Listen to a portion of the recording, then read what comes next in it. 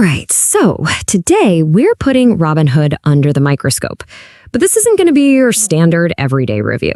Nope. We're going to dive into a really sharp analysis of the platform, one that treats it like a litmus test for you, the user.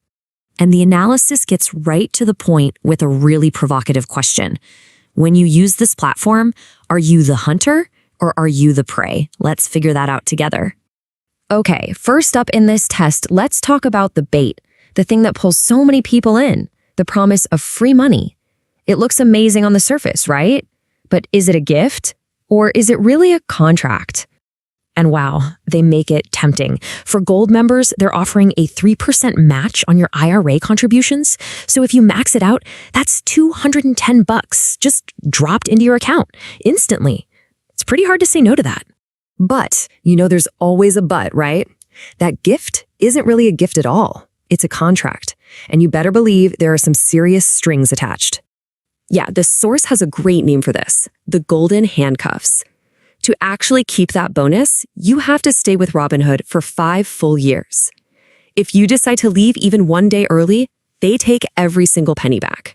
So it really makes you stop and ask yourself, are you willing to trade 5 years of your financial flexibility, your freedom to choose, all for a couple $100 right now?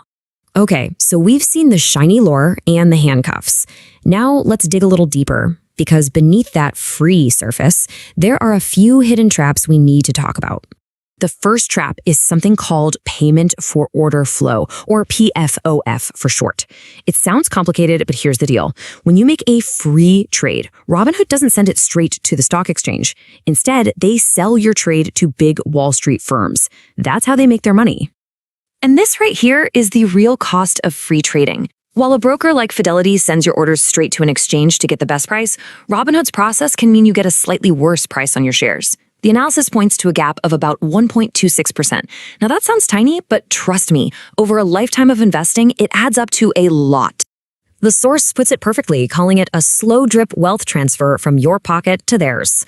It's like this tiny, almost invisible tax on every single trade you make. All right, the second trap, this one's all about trust, or maybe a lack of it. You've got a record-setting $70 million fine in 2021 for major failures. Then another $50 million in 2025 for things like cybersecurity issues. The question becomes, is this a place you can really trust with your life savings? So let's say you decide, you know what, I'm out. Well, you're about to run into one last trap, the price you have to pay just to leave. Yep, $100. Think of it as their breakup fee. It's what they charge you to move your investments over to a new broker. It's just one last little hook to try and keep you from walking away. So, with all that on the table, what's the final call? Well, the analysis breaks it down into 3 types of users. Let's see if you can spot yourself. This chart really lays it all out, doesn't it? If you're the opportunist, super disciplined, committed to staying 5 years to get that match, then yeah, you can actually win. But if you're the casual trader, you're kind of in neutral territory, paying those hidden costs for the slick app. And if you're a serious builder, someone who needs things like bonds and the best possible trade execution, well, you're probably losing out. Okay, so where does that leave you? For your final verdict, the source leaves us with a few really sharp questions. The kind of questions they probably don't want you asking. First up, that 3% match. Is it a genuinely savvy financial tool you're using? Or is it just a high-tech golden cage to lock up your money? And what about the app itself?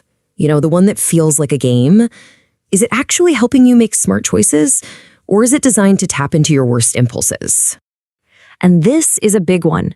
With well over $100 million in fines in just a couple of years, can you really, truly feel safe parking your future with them? And finally, at what point do you outgrow this platform? When do you hit that ceiling and realize that paying that $100 exit fee might be the best investment you ever make? Look, at the end of the day, it's your call. But the source leaves us with this final thought. Make your choice, but make it with your eyes wide open. Know what the real trade is. You're trading your fees for your freedom and your ease for your edge. It's your move.